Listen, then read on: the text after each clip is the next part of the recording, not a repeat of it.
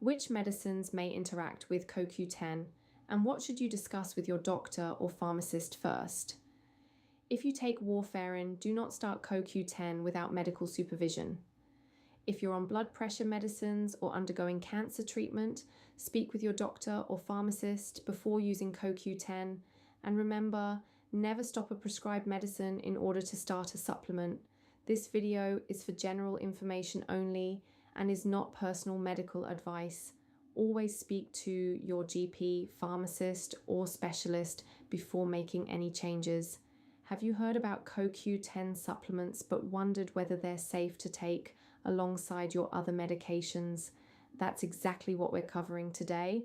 CoQ10 or coenzyme Q10 is a compound your body produces naturally.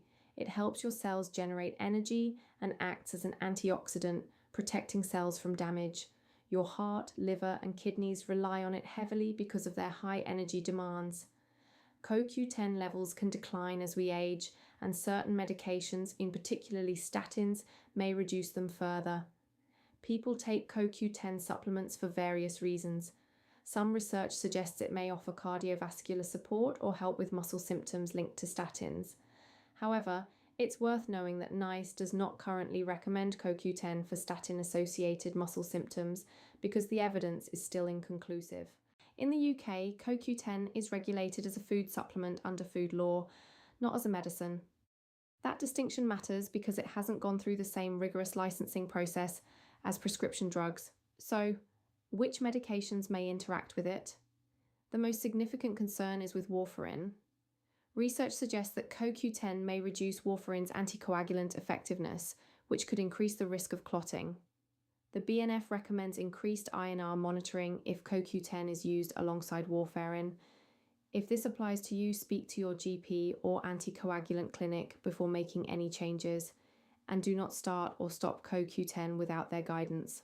What about direct oral anticoagulants, things like rivaroxaban or apixaban? Currently, there are no established clinically significant interactions between DOACs and CoQ10, but the evidence is still limited, so caution is still sensible. Blood pressure medications are another area to be aware of. CoQ10 may have an additive effect when taken alongside antihypertensives, meaning your blood pressure could drop lower than intended. This is particularly relevant for older patients who may be more sensitive to those kinds of changes. There's also a theoretical concern around certain chemotherapy agents, specifically anthracyclines and alkylating agents. Because CoQ10 is an antioxidant, there's a question about whether it could interfere with how some of these treatments work. If you or someone you care for is undergoing cancer treatment, this is absolutely a conversation to have with the oncology team before starting any supplement. So what should you take away from all of this? If you're considering CoQ10 and you're on any regular medication, speak to your GP or pharmacist first. That's especially important if you're on warfarin, blood pressure medicines, or any cancer treatments. Your pharmacist can check for potential interactions and help you make an informed decision. And if you do start taking CoQ10 with your clinician's guidance, avoid starting, stopping, or changing your supplement use without checking with them first. It's also worth knowing that the safety of CoQ10 hasn't been well established in pregnancy, breastfeeding, or in children. If any of those apply to you, please consult a healthcare professional before use. Contact your doctor if you notice any unusual symptoms after starting CoQ10, things like unexpected bruising or bleeding if you're on a blood thinner, or dizziness and lightheadedness if you're on blood pressure medication. Don't wait and see, get in touch promptly.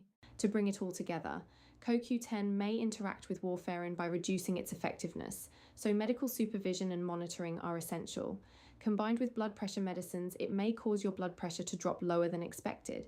And if you're on any medication at all, always speak to your GP or pharmacist before starting a new supplement, even one that's available over the counter.